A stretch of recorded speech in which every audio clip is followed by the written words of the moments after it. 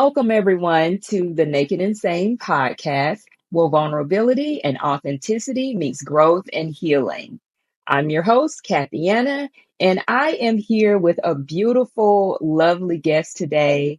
Her name is Quannesha, and Quannesha is going to be talking about her experience with depression and the journey that she's taking to heal and to be her best self. So, Quanisha, Yes. hello. Hey, Thank you how are you? so. I am doing well. How are you? I'm good. I'm good. Great, great, great. Thank you so much for coming onto the podcast and sharing your story. I know that it takes it's a very courageous step to Yeah. share your story, but I know your story is going to be a blessing and an inspiration to so many people. So thank you so much. Yes, you're welcome.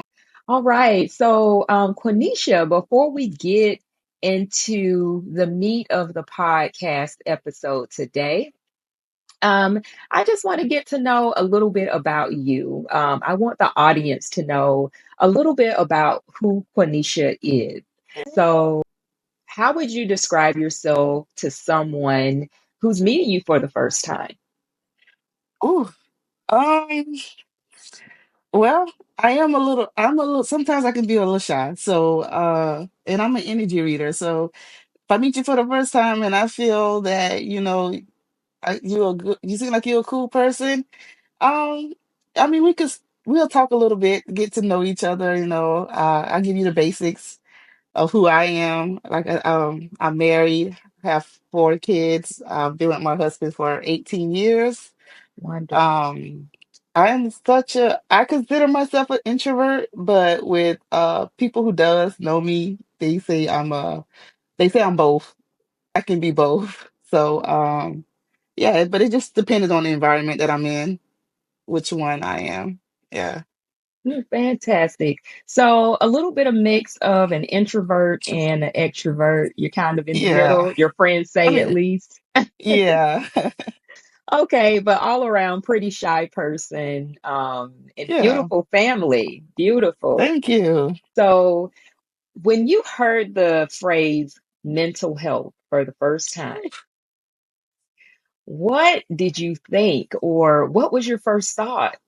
When I first heard of it, I mean, I was in school. You hear it, but I never really looked into it or cared about it because at that time I was I was a teenager.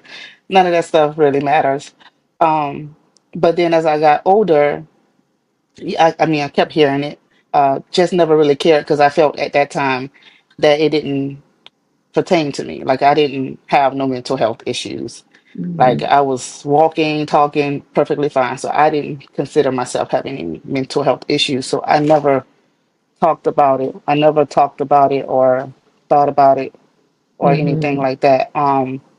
It wasn't until I got older, like maybe I want to say realistically in my when I turned like 30. Yeah. Because like I said, it happened before, but I never acknowledged it. So Yeah. acknowledging it at 30, and it took me that long to like acknowledge that hey, you experienced some mental health. And Yeah. then I started working in it, and I'm like, yeah, you have. So yeah, it it really didn't stick out till I became, I guess, an overgrown woman.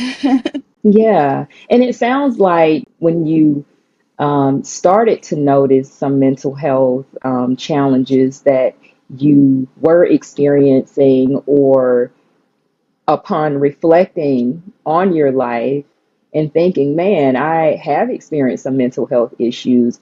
What did those symptoms look like for you when you were reflecting back and saying, like, yeah, I did have some issues that I really wasn't noticing? Whew. Um, it was some anger, a lot of Mm-hmm. anger, um, a lot of hatred, betrayal.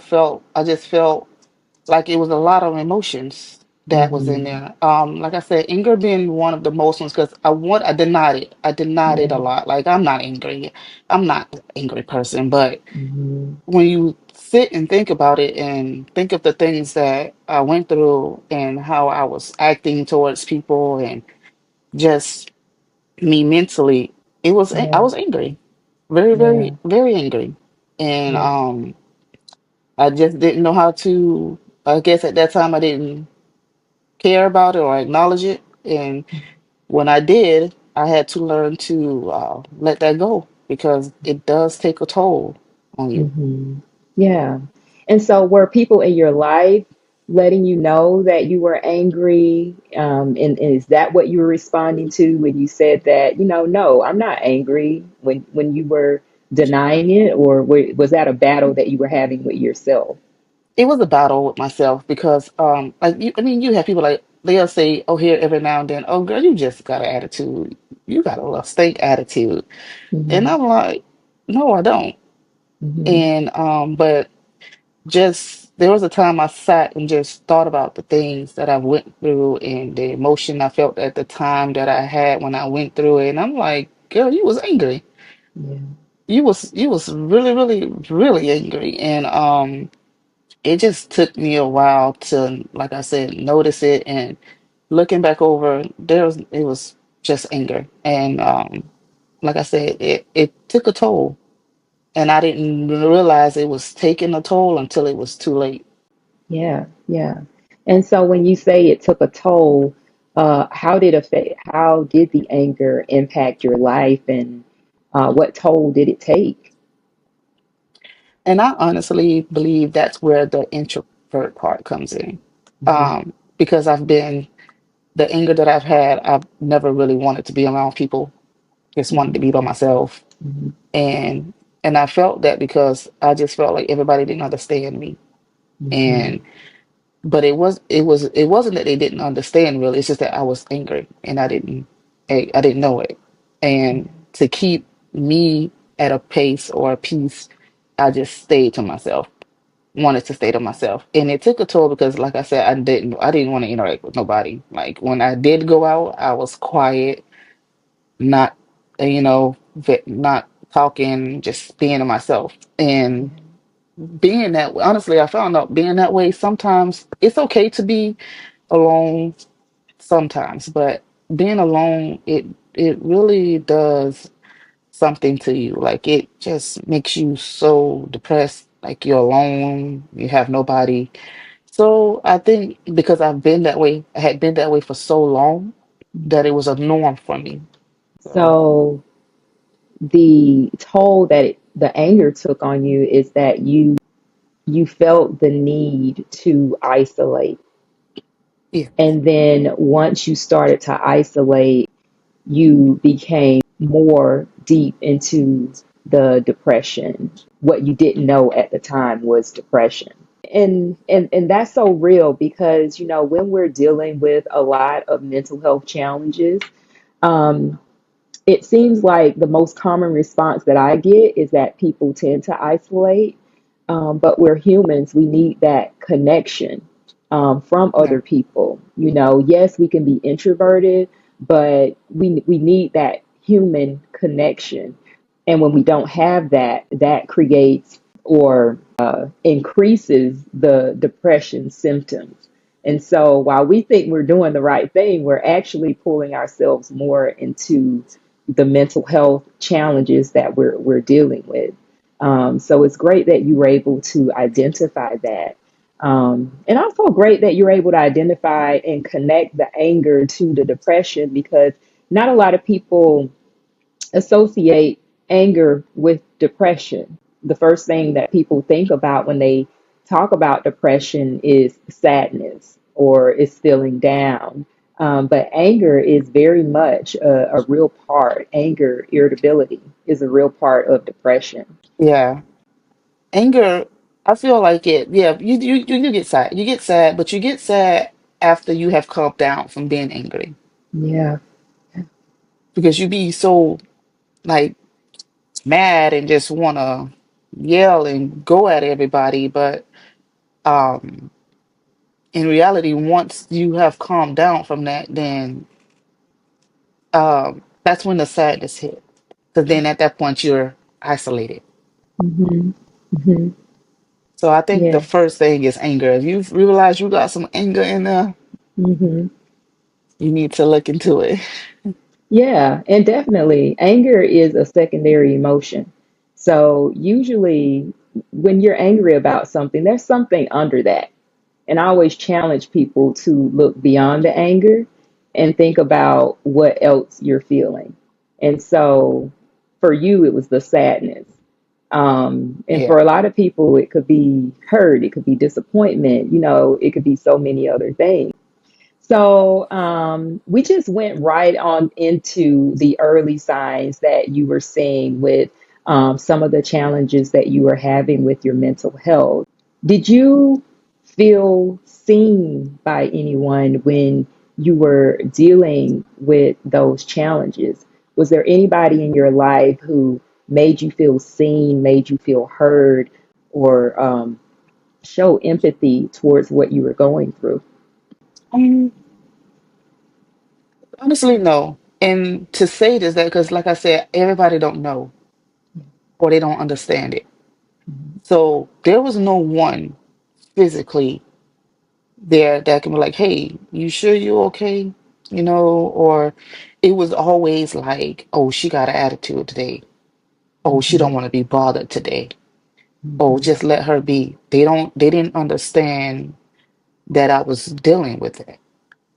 Um, like I said, it took a while. I think people, and like I said, family and friends, they started to know or understand when I started to voice it. And by that time, I had already I realized it. So when I started to voice it, it still didn't quite hit there, but I'm like, hey, this is that, and I'm feeling like this could be an issue. But that's why it's important for people to understand mental health, because if you don't Mhm. understand it or know it, then you won't be able. Even if I come to you and say, hey, I'm experiencing this. This is my mental health.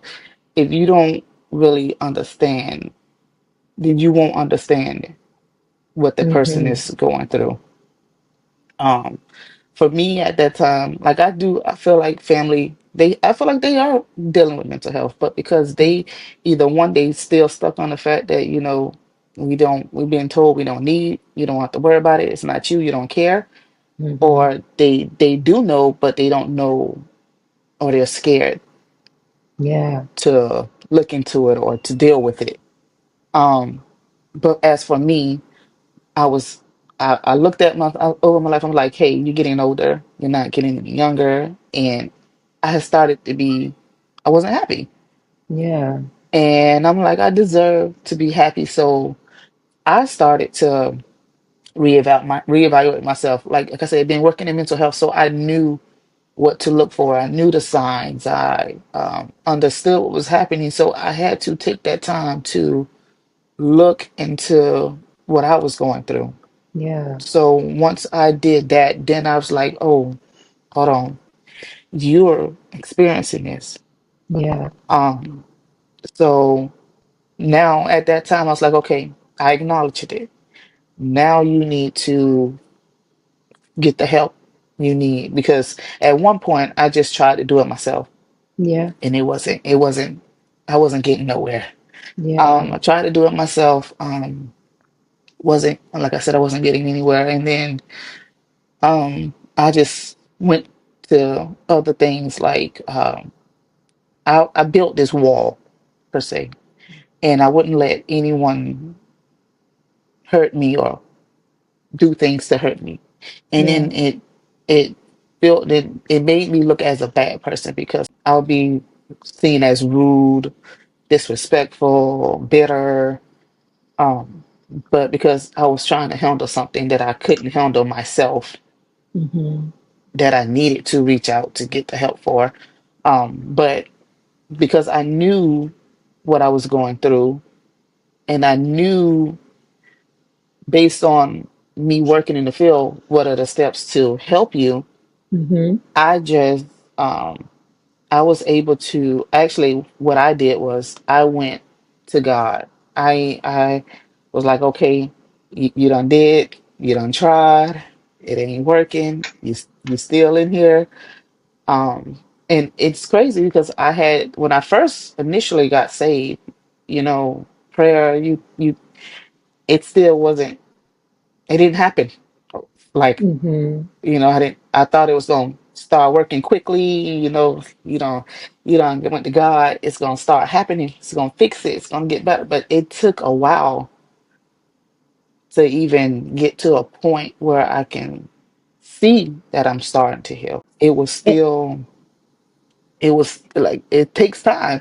It Yeah. does take time. It doesn't happen overnight or when you want it to. It takes Mm-hmm. time.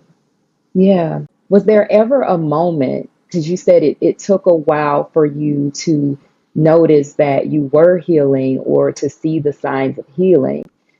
Was there ever a time where you felt like, man, this isn't working and let me go back to the old me that I'm so used to being? Whew. Honestly, I'm not gonna lie. I get that way sometimes now, even with Mm-hmm. me being, healed and still healing. But Mm-hmm. the time that I first did it is like I said, when I first got saved, I'm like, this more work than it was when I wasn't. And I'm like, Mm-hmm. maybe I need to just go back. Maybe it's just meant for me to be like this because this is a lot. Yeah. Um, but it seemed that like everything was coming at me, like I mean everything, my past, and I was like, I thought I got past this, Mm-hmm. and what I learned is that what it is if you sit and let your mind wander, it that's to me that's a bad thing. You, Mm-hmm. but at the time I didn't know, so I would just be in a quiet place by myself, just everything is just piling, like everything's just coming, and I was sitting in a room one day. I ran across something on social media and it triggered. That's the thing. It's these triggers. You never know what, when, how it'll come. And I read something and it triggered me. It brought back all that emotion, the hurt, the pain, the anger it brought it all back at that one time. I'm Absolutely. thankful that I am here in this space to be able to um tell people, I mean, because I had it, honestly, I was bad. I There has been times where I look back and like I should have been gone, Did you ever go but I'm there? here. Like, yeah. Did you ever go there when you said I I should have did. been gone? Yes, actually the very, very, I mean, like I said, my past as a child, it was it wasn't the best. Yeah. And being that that traumatized little girl didn't know how to heal. So I've Yeah. had it. I've always had it. But the very first time that I actually said it out loud and thought Mm-hmm. it and was really out of it was when because I had a miscarriage and it was Mm-hmm. on the day of my birthday. Mm-hmm. And I didn't know how to feel. I was up like I said, I was upset, but I didn't fully let my emotions show and I was Yeah. bottling it. Yeah. So I was like, um, so the day of like it was the day of my birthday and I found out I was miscarrying. So my husband and because at the time I had two kids. So my husband and my two girls, they took me out somewhere to try to get me out, get my mind off it. It's Yeah. your birthday, you still enjoy yourself, be happy. Um, but at the time, when we was there, I just seen it was like a pregnant woman just kept popping up. Every time I looked around, there was someone Mm. else that was pregnant, and and I was like, I can't do this. It's like I can't do this. I was like, I'm ready to go home. I went home, went in the room by myself, and I was like, why am I here? And like I was like, why am I? I was like, I don't want to be here. Actually, my husband ended up leaving to go to work, and he left me home. I called him. I was like, you need to come get the kids, and he was like, what? It's like you need to come get the kids. Um, he was like, why? I was like, I don't want to be here, and I was like, I don't want to take my life in front of them. Um, so I was like, you need to come get the kids.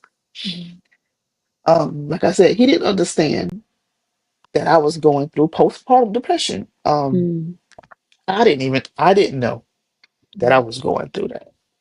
Um, so he was like, but he was like already like far gone. He's like, okay, at that, I think it kind of scared him.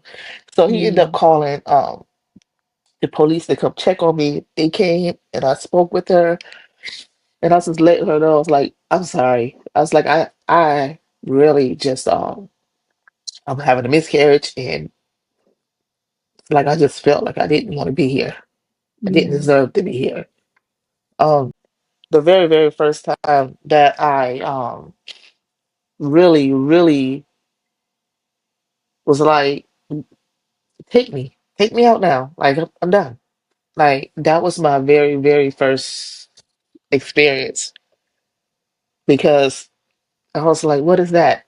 And I didn't know how to handle that or how to actually get through it. And that's like another big thing that's not talked about.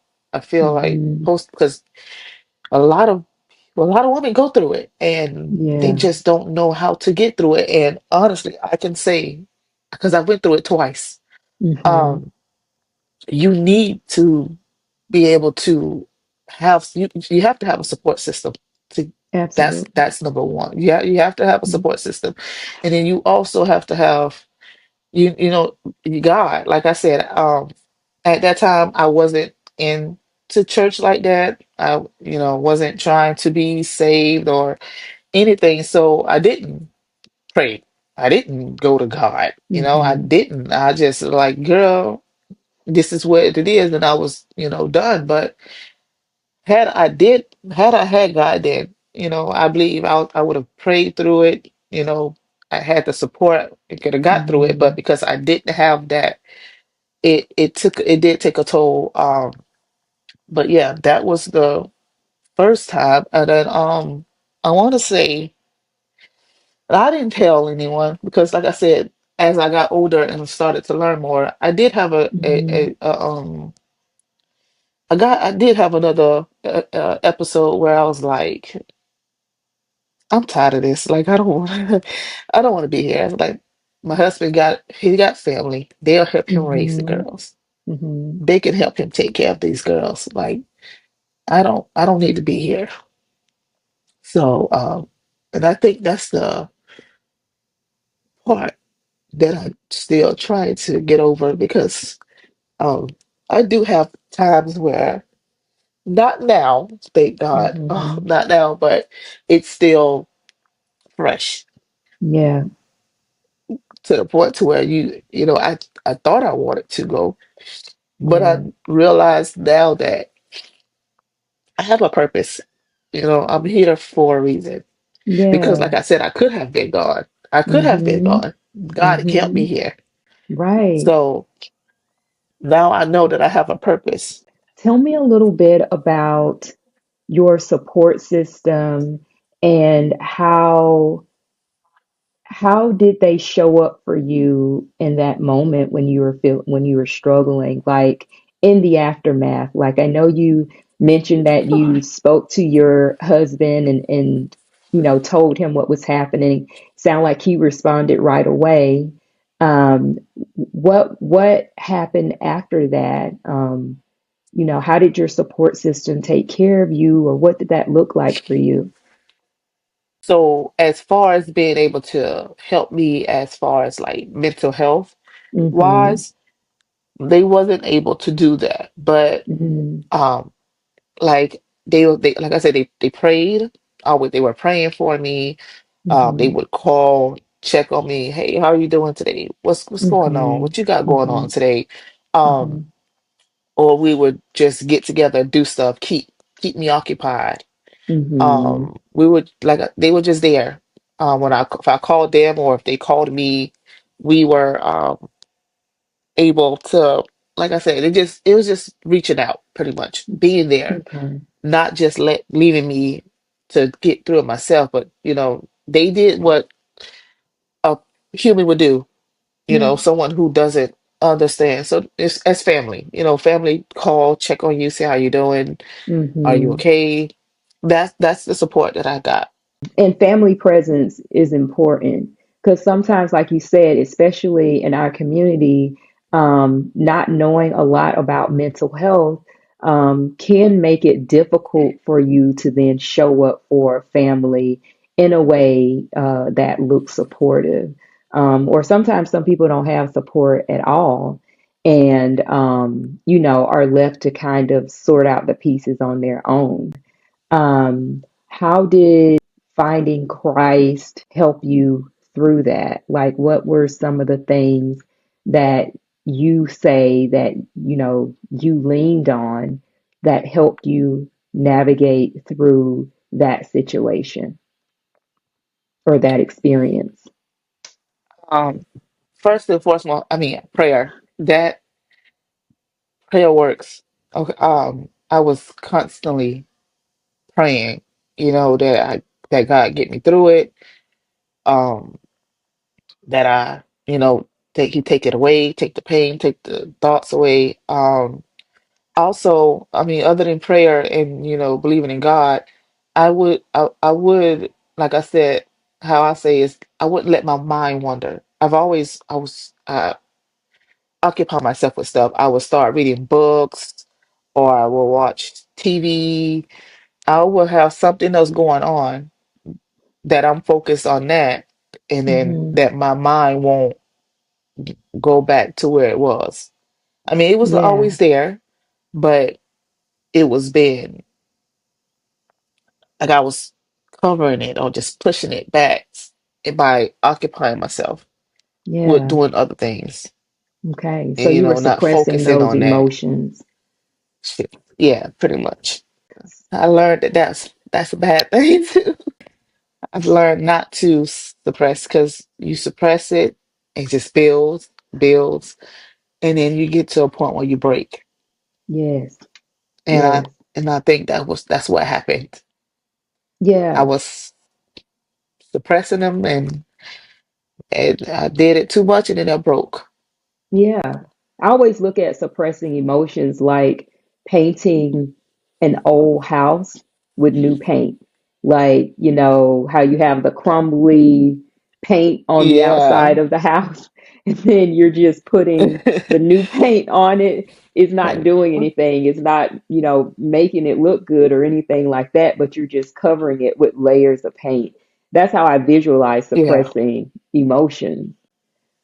And so I know you talked about your childhood or touched on it a little bit and said you had some difficulties in your childhood, and that created a path of not really understanding what you needed to heal. Are you okay with sharing a little bit about your childhood and just the survival that you had to go through to grow up and get to the other side? Okay, so as a child, my mom battled substance abuse. We had family. I was at the time up until my grandmother, my great grandmother, when she died. That's when things got bad because, Mhm. like I said, my mom dealt with alcoholism and stuff, so she was never really around during that Mhm. time. Mhm. I was pretty much with my grandmother. But then she got sick and she ended up dying, and then I was left with my mom. Mhm. I do remember as a child, I mean, as a young child, about 5, 6, Mhm. I was, and I lived in, I lived in Fort Lauderdale, down Mhm. south. Mhm. So Imagine you seeing a child walking across these major highways by herself, no parent, Wow. no adult figure in sight, just roaming. Yeah. Um, and my mom was always drunk and somewhere in the house or somewhere, and my older siblings were gone, and I was too. I felt like, hey, y'all Yeah. ain't gonna leave me here. Yeah. And I was in the streets, always, always in the streets. I've experienced some things that people sometimes only just see on TV. But I experienced them in real life. With my mom, like I said, with her being alcoholic, it was times where men would just come in the house and see me and Mm. do what they wanted. Um, and that was pretty much why I literally always stayed gone. I was always in the streets Yeah. because I didn't want to be stuck home and someone else come to the house. Um, and then just like I said, she I know she meant well and I know she Mm-hmm. wanted to do well, but she was dealing with something that she didn't get help for Yeah. until it was too late. She Mm-hmm. but it's it happens. But Mm-hmm. I pretty much was raising myself. Yeah. Siblings, my older siblings were always gone. Um, she was end up, drunk or something. But I remember I have a brother under me, and we both uh were going to school. I got up, got him ready for school, and we walked to school. And I didn't brush my hair because Mm-hmm. I didn't know anything about that. Went to school, and they noticed. They're like, "What's wrong?" Like, it's like, "You didn't get your hair done this morning." I'm like, "Oh no, my mom was asleep."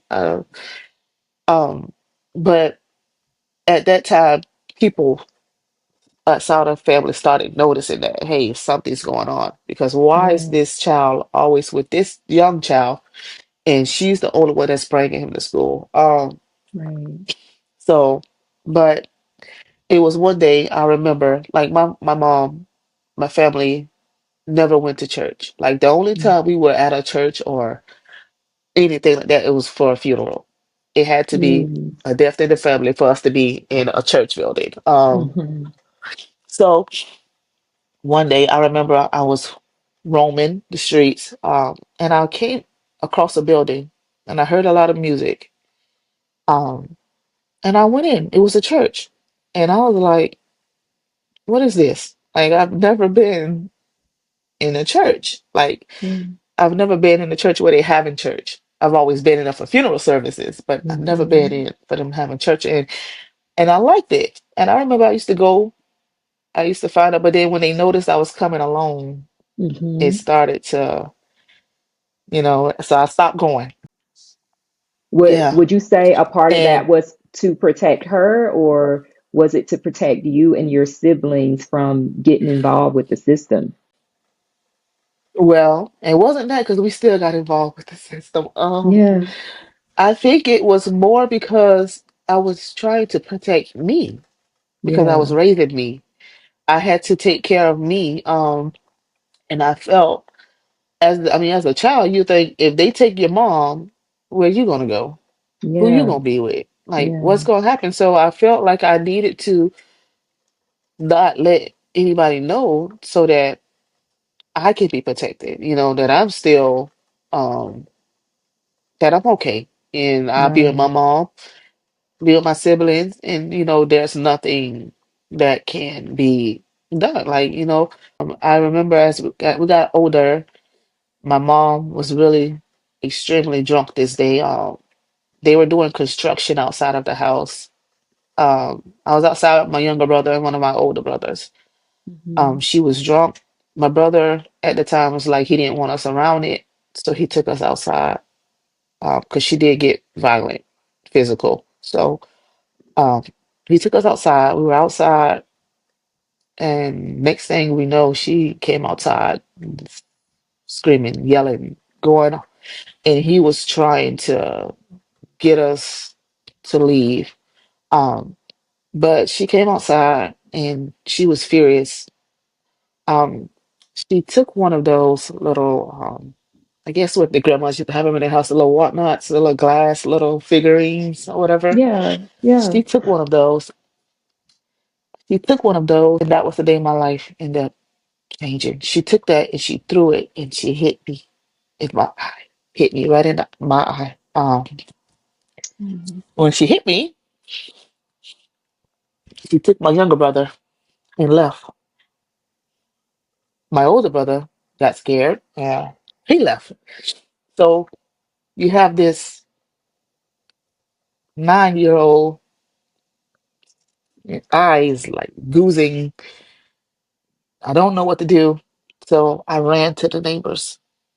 Yeah. They called the police. They asked me, was asking questions I couldn't answer, and they asked. I guess I remember them asking where my mom was, and it's like they didn't know. But then they ended up calling family to come get me.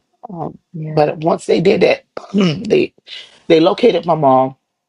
They ended up taking me and my brother, my younger Mhm. brother, because the older ones were old enough to be on their own. Mhm. And then they took us and they took us to a family member's house. Mhm. And this family member was horrible. She was so horrible to, I don't know if it, like, and then as a child, you're like, dang, is it me? Like, I thought it was me. I'm like, because Yeah. little bit, my mom going through what she was going through to get me to go through what I had to go through. And Mhm. then I was like, okay, we got blessed and we was taken out of that situation. But then I got into another situation with another family, and she loved my younger brother, but she treated me Mm. like trash. And then we stayed with her for a little bit, and then my dad ended up getting us. And I thought maybe, being out of that environment that I was with my mom, and it wasn't because she didn't love me or she didn't care. It's just that she was dealing with something too. We ended up moving with my dad, and I think when she lost custody of us, she started to get clean. She, Mm. was doing what she had to do to try to get us back. And, Mhm. kudos. I loved that for her. To this day, I still, talk to her, and she loved her great kids. Yeah. But end up moving with my dad. It's like I left one situation Mhm. and got into another one. My dad had other kids with his wife, and I felt like because we wasn't her kids, we were treated differently, and it Mhm. showed. Yeah. Like you're my sister, you're my brother. Why are you treating me like this? Mm. So we had, dealt with that. So the fact that What I was the never treatment really, like from oh, from your stepmom, and how did you see those differences? honestly, with when we moved, when my daddy got custody, he had to get his own apartment. Like Hmm. we couldn't stay with her and her kids in their apartment. We ended up getting a different one. So I thought that was a little weird. Like, how are you married? But we ended up living. It was just me, my dad, and my younger brother. We lived in Hmm. one apartment, and then her and her kids lived in another. Now he would always we go over there or interact and do all that, but as far as living, I don't honestly, I don't think we ever really lived together. So it Hmm. was like separation, and you see, so your kids are seeing this like, oh, Hmm. they're not good enough to stay with us.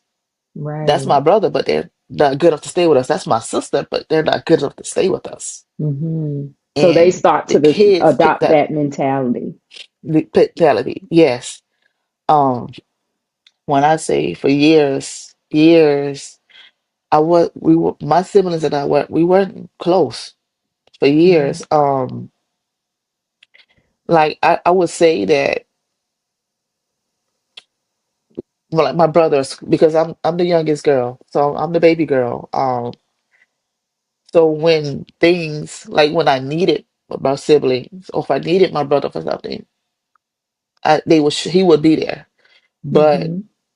like he wouldn't let no one else mistreat me, but it was it still wasn't, we weren't close. It wasn't till well, I have an older brother. He passed away.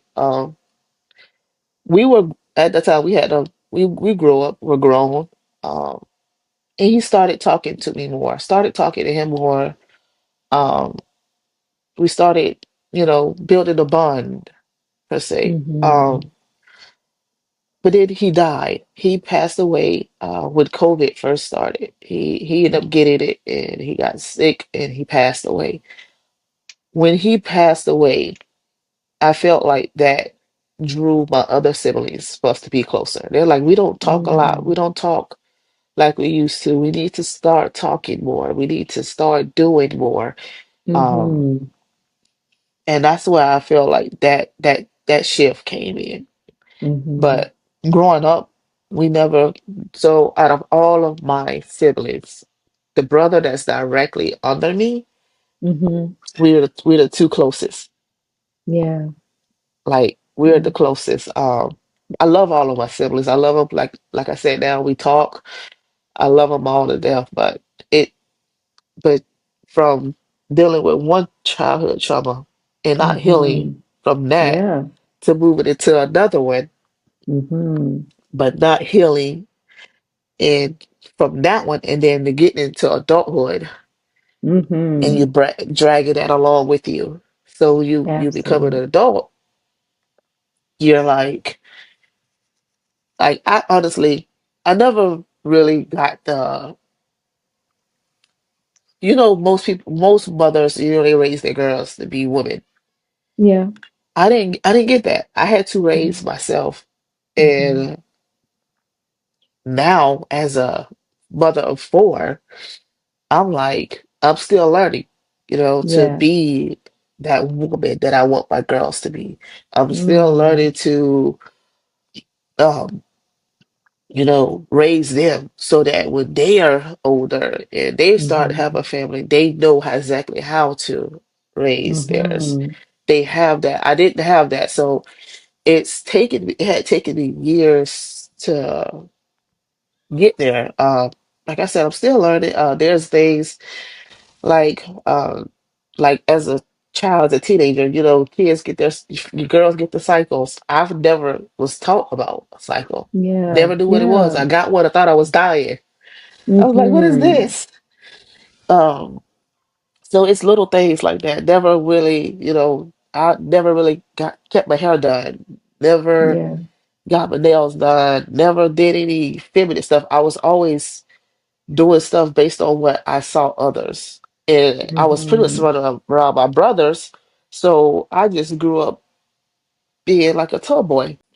I never really learned about the feminine stuff until I became an adult woman myself. Mhm. Mhm. And I was like, this stuff, you're supposed to learn this stuff. So as you get to my age at the time, you know it. You know how to Mhm. like even it's so bad. Even now, like I don't always go get my nails done.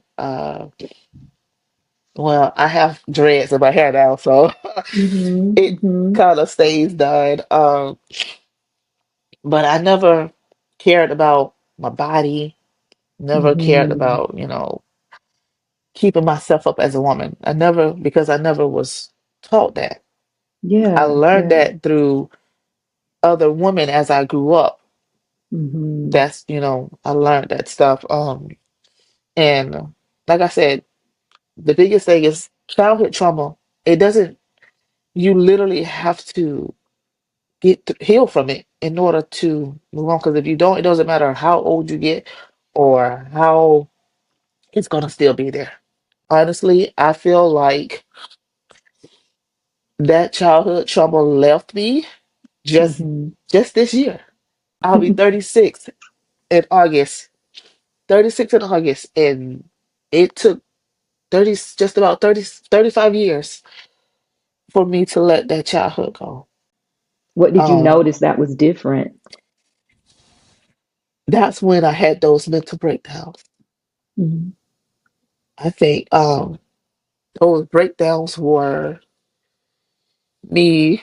or my mind and responding to me releasing it, letting it go. Mhm. Mhm. Um, because like I want to say maybe a week after those breakdowns, I started to feel happier. I was Mm. lighter. Like it wasn't so much like I was carrying so much dead weight. It felt it's like everything lifted. Mhm. And I Mhm. was like, um, and I was in service listening to the preacher, and she said some she was actually praying for another person, honestly. It wasn't even Mhm. for me. Well, it was for me. It was for me, but she wasn't speaking to me directly. Um, Mhm. so she was praying and she was saying, telling her, God put this on my heart.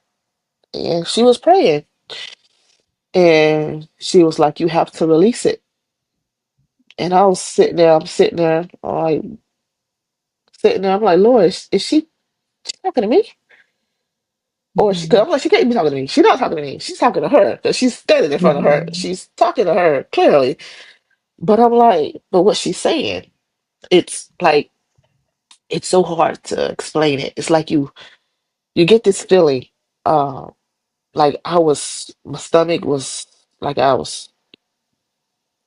it was so hard. It's hard to explain. It's like light. It's like your body's being lifted. It's light. Mm. Mhm. So she was telling her, she's like, you have to release it. You just have to release it. She's like, you hold it on to it.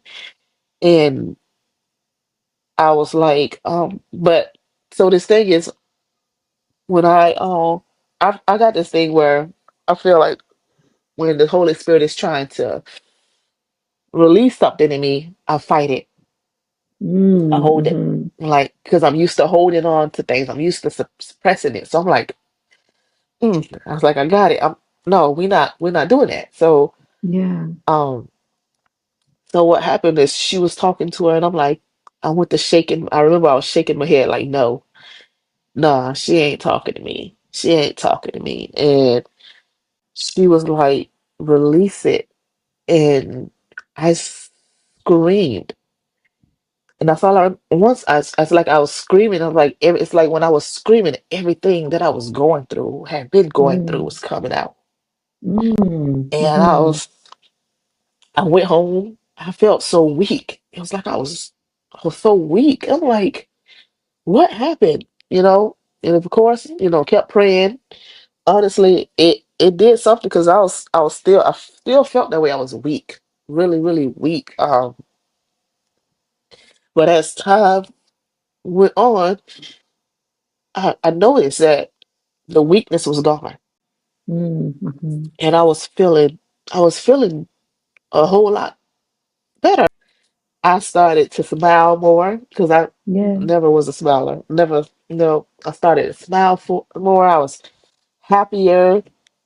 I didn't mind being around people. Mm. I was like, well, shift here.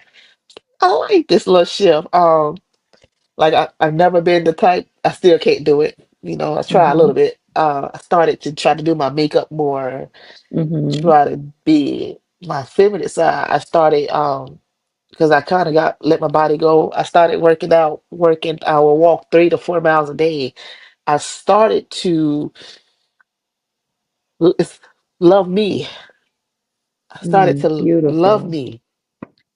Um, and I started to take care of me. I started to do what made me happy. I started to do Mhm. things because for a very, very, very long time, I would do what I felt like was right is to do what other people wanted me to do. Or I Yeah. felt like if I didn't do this or I didn't do that, they wouldn't like me. I was seeking validation from people Mhm. Mhm. because I felt that's what I needed. That's what I had to get. Um, Yeah. but I realized you can't love somebody else. You can't do anything unless you love yourself.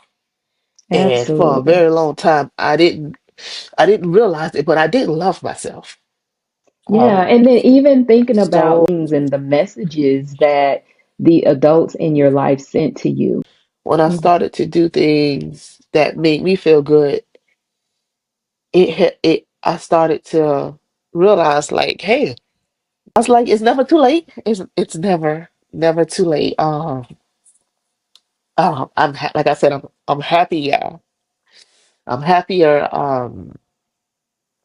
I just I feel like everything that I've went through, Mhm. Mhm. I feel like I went through it so that I can be able to help someone else get through it because I've gotten Absolutely. through it. Yes. Um, I will say it's not easy. That is not it's not easy, and it can take a toll. It can get you down to the lowest of the Mhm. lows. When was that point that you noticed like this is depression and I need to do something about it? So honestly, I think I noticed it, but at that time when I did notice it, I still had that mentality like, you don't have nothing wrong with you.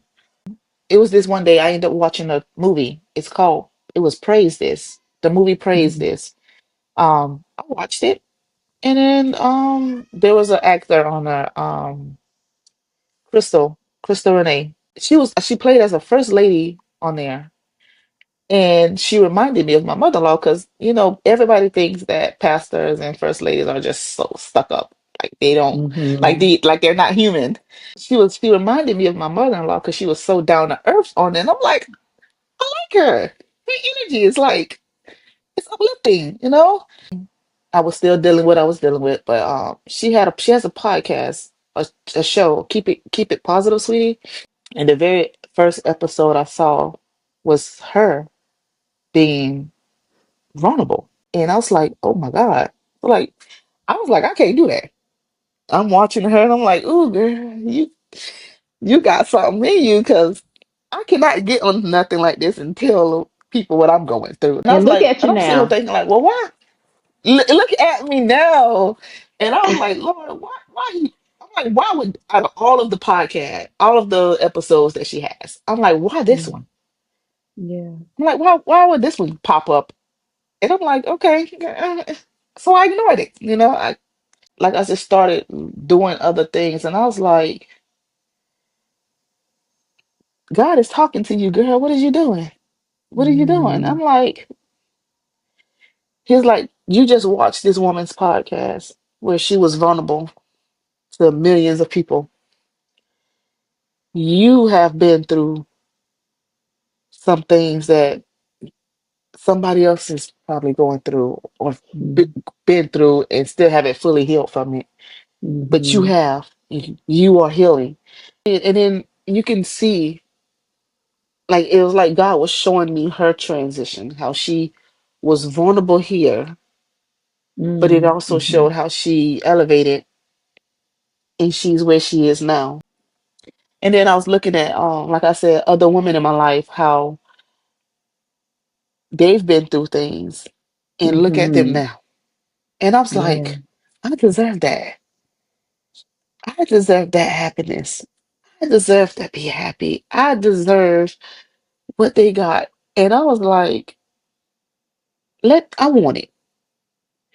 And I was like, but my thing was that when things got hard, I would quit. I wanted it, and when I went to go get it, it got hard, and I would quit.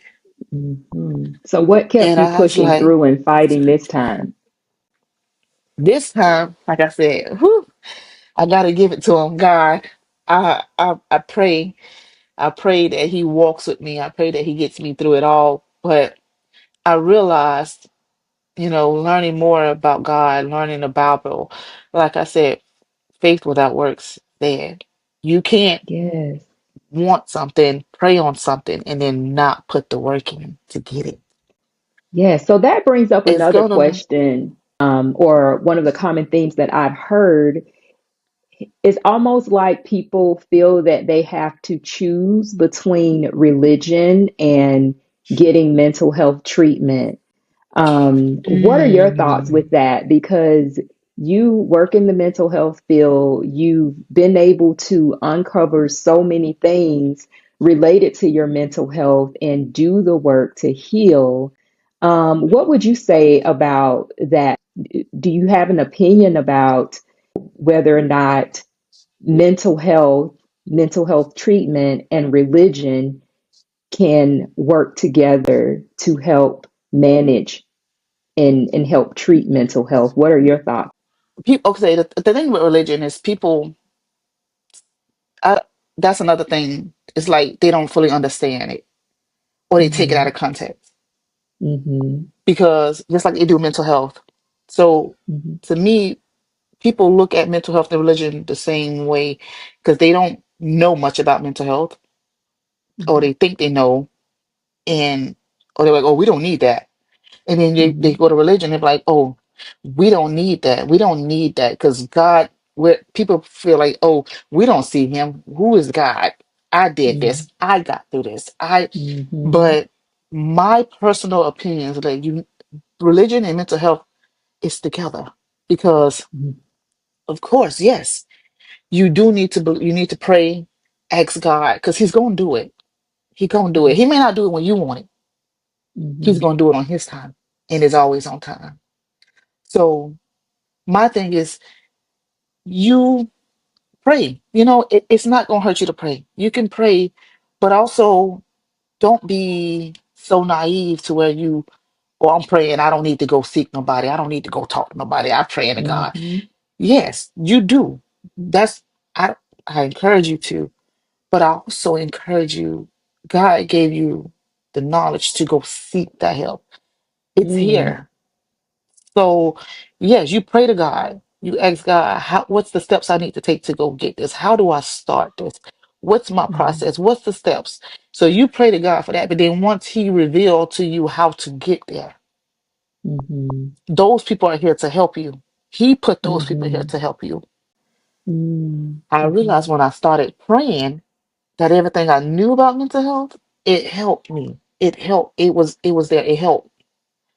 So for someone who's dealing with it they're confused, it's okay to be confused. It's Yeah. okay. You're human. You're human. It's okay. But my advice would be pray. And people are like, I don't know how to pray. Just talk to them. Talk to them like you're talking to your friends.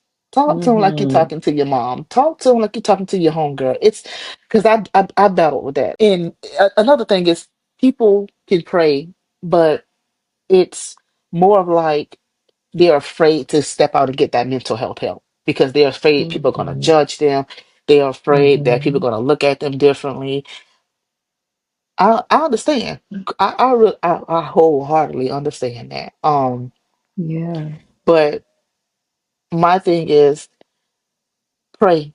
Ask God to give you the strength to get past that. Mm-hmm. Ask God to give you the strength to step out to get that help because you just want to do it. You're gonna try a million times and you still ain't gonna never step out. Mm-hmm. So you Yeah. need that. You need to pray to God. You need God to give you the strength you need to get the help you need. People want things and they want the help, but when it starts to get Mm-hmm. hard, they don't know how to stay in that fight. Yeah. Yeah. They don't know how to hold on. And I battled it. I battled that too. Like I said, I have issues where I would things get hard. I'm like, I don't even want it. Mm-hmm. I don't even want it. Let it, let it. It's all right. I don't even want it anymore. But where I am now, when I get to that point, I just go to God. Like, God, walk with me, Mm-hmm. get me through this. Mm-hmm. Pray for like this is your will. This is what you have over my life. Walk with me, Mm-hmm. get me through it. Mm-hmm. And before you know it, that little battle that you was going through is gonna be behind you. You're gonna be like, dang. Mm-hmm. You're like, dang, I was just about to give up on that. But look at God. If you would have told me, if anybody would have been here telling me this a couple years ago, I'd have been like, okay. And you've grown tremendously. Like, just hearing I your story and have. just, yes, this person you are to Yes, I don't because even know who of she where is. you were before. Yeah. So that's a beautiful thing to see. So in addition to your religion, which is so beautiful, and that's something that really helped kickstart your healing journey, what are some of the other things, if you are, sharing with people some of the other things that you do to take care of yourself and to pour into yourself and stay balanced emotionally? What are those things for you that you lean on? Okay, so I would say self-care. That's first and foremost important. You have to learn how to do for you. You have to learn how to do small, even if you have to start small. If you want to, like, oh, I want to go to the store and get me a shirt, go do it. Mm, Because I was to the point to where I was doing for everybody else except for myself. And mm, after a while, you continue, it's like you continue to do for others. You do continue to help them, but you're not doing for you. And then after a while, mm, you look at them like, so my thing would be self-care. Care for yourself. mhm. Do something small. Take yourself out to eat. Go buy you Yes. that shirt you've been wanting. Go do something for yourself. And once you start, you don't have to always rush into doing so many things. Just do one thing here and then do something else there. After a while, it'll start like, okay, I like this. Okay. And then you'll start doing more. You can still continue to do for others, still help because like I got 4 kids and a husband, so I'm always doing for them. But I've Mhm. learned to put myself in that equation. So Beautiful. now I start to dress, dress. Even if I don't go nowhere, girl, put that outfit on. I have a lot of clothes in my closet, and I'm like, some of them probably still got the tags on them because I Hmm. don't. I used to feel like I wasn't pretty enough to wear this. I wasn't pretty. Mm, And what I had to learn to do was to start dressing myself up, even if I'm for to sit in this room or sit in the living mm. room or whatever. Do it. Start doing what you like. You like. Look, I still can't put on makeup, but I be enough in the mirror playing in it. Like, do what Yes, makes you feel good. Once you start doing the small things that make you feel good, whatever it may be, it'll you'll feel it. It'll start getting better. And like for me, other than me praying and asking God, what I start doing is just getting myself dressed. Well, I'm gonna just yeah. walk to the mailbox tonight. I'm walking out there, cute as a button. Okay, like go get that massage, go get them nails done, go relax, take care of yourself, self care. Because if you're taking care of yourself, it'll be easy to continue to take care of your others. That's beautiful to Yeah. hear that you prioritize self care and you put yourself in that equation to make sure that you're taking care of yourself. Beautifully said. Um, so, what are the next steps for you? Where do you see yourself on your Ooh, healing journey? ooh. Well, the way I see it right now, um, I think I've healed enough where I mean I could always you can't get enough healing. You continue to heal. Hmm. I think now my next step of my journey is to now this is my first step, get on here telling my story. But that was Yeah, something that I want to do. I want to be able to let my story help someone else. So I've been praying on it. Whew. But and I have a thing. I kind of get nervous speaking in crowds and speaking in front of a lot of people, but I feel like you healed behind closed doors. Share that. It may hurt. mm, It's gonna hurt. It's gonna bring back up all that times. It might bring up the feelings you was feeling when you were going through it. And I feel right now I'm trying to pray and ask God to give me the strength to get through that so that I can share my story, so that I can help hmm, the next person that's going through it. Like I said, I was always in the medical field, but I was never into like mental health until I yeah, actually started working in it and realizing that, oh my, a lot of people are struggling. They're really struggling. And Mhm. my thing is that even with my job, I want I want to be an advocate for people that's struggling with mental health. I've never seen myself as a person to want to be able to step out to help somebody else. I've never seen myself as the person to be a voice for others. Mhm. I just see myself as now, I'm just like I said, I'm still getting there. This is my first step to be on, and I thank you so much for allowing me to be here, but I want to take it further. I plan on, been praying, got some things in the works. But I'm trying to I want to be an advocate for these women, these men who Yeah. wants the help, but scared to get it. Mhm. Yes, Or yes. they're wanting the help, but they don't want nobody to know that they're getting the help. And I just want to be able to be Mhm. that voice to like, hey, I did it. I went through Mhm. it. I went through it by myself behind closed doors. And I'm telling you my Mhm. story now so that you can hear my story and be like, if she can do Mhm. it, I know I can do it. And sharing your story, and you uh, normalizing conversations around mental health, us normalizing those conversations around mental health education, mental health treatment is going to help people feel better about embracing and getting the treatment that they need so that mental health treatment doesn't have to always be behind closed doors. You can heal out loud and it can be perfectly fine. I love that. And I think you're going to do some powerful things. Girl, Like I'm you have a trying. story. I mean, I think you're going to inspire so many people. So And keep that's what keep I want. telling your story. I wish I had somebody, you know, sharing their story, telling me. And that's another thing. People that, get through it, they're not always comfortable sharing that story. Yeah, yeah. And a lot of people don't seek help because they don't believe in it, And some people think that they're the only ones that's going through it. going through it. Yeah. And Yeah. I feel like putting myself out there, me being vulnerable to a whole bunch of strangers, but I don't want no one to ever experience or go through what I've been through.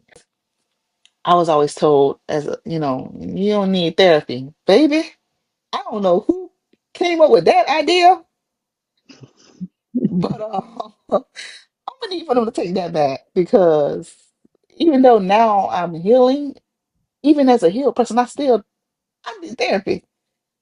Listen, Mhm. Mhm. I need it.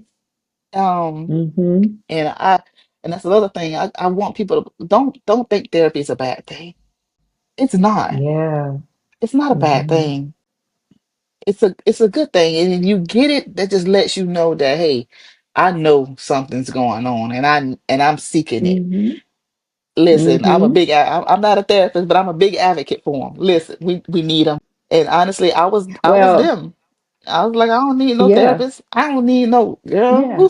I don't need to talk to nobody. They ain't for to do nothing for me. Right. But we grew up with that mentality though. Like you've heard like Yeah, older people say, you don't need therapy or you crazy or all the negative language that stigmatizes mental health has been laid on us, while we were growing up. And so that's why you see so many people struggling and suffering in silence. I mean, even thinking about your mom, she was dealing with alcoholism, and I can only imagine what led to that. What were some yeah, of the things that she was struggling with emotionally, that got her to that point where she hit rock bottom and was so far gone that that then kind of bled over into your childhood and things that happened to you. And so, man, I think it's a wonderful thing that you were able to tap into your mental health. You prioritized it. You recognized some of the things that you were going through. And now there are going to be generational changes that happen, that take place in a positive way that's going to come for that, because now you're better for your children. And what Yeah. your children get from you is going to be better for their children, and it's just going to keep going. Honestly, I was afraid to have kids because I didn't want my kids to go through what I went through. And because at the Yeah. time I didn't know that what I knew then, I was like, I can't take care of nobody. I'm still trying to take care of Mm, myself. Now that I'm here in this place, in this space, I'm raising my girls like be like a lot.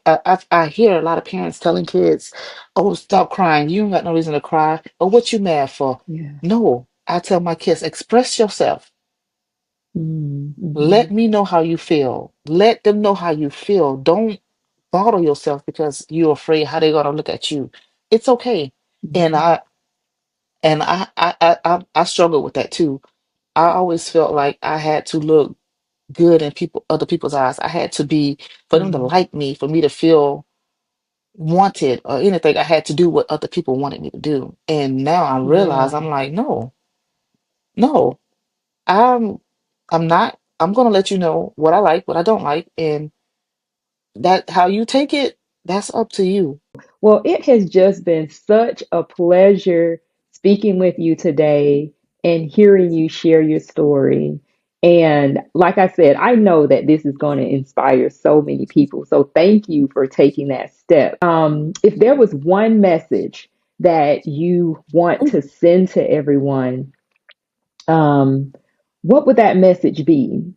Just based on everything that we've discussed today, what would that message be from you to someone who is either struggling with depression or is on their healing journey, from depression?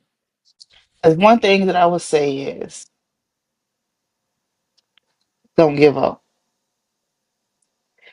No matter how hard or how much you want to give up, just don't give up. If things get hard, reach out. And I'm saying reach out like it's something easy. It's not. I understand. Mm. You need to reach out. Do so. If you feeling like, oh, I want to take these steps, but I don't know how. Don't let your mind or what other people say to you discourage you. Mhm. You're a walking testament of that. I Well, thank you for love having this. me. And you are more than welcome to come back onto the podcast. I would love to be Yes. back. Okay, we will definitely make it happen. So where can people find you on social media and the social media platforms? Okay, well, yeah, so I am on Facebook, Instagram. It's my name, Quannesha Okay. Cooks. All right. So again, thank you for being here and thank you for being so real with us. This was just a fruitful conversation. Your story is a reminder that healing, it doesn't have to be perfect to be powerful. Thank you so much, and such an honor to share this space with you and to hold space for you to share your journey. Well, thank you All again for right. having me. Oh, it was such a pleasure. Thank you. And we'll be in touch, okay? Take care.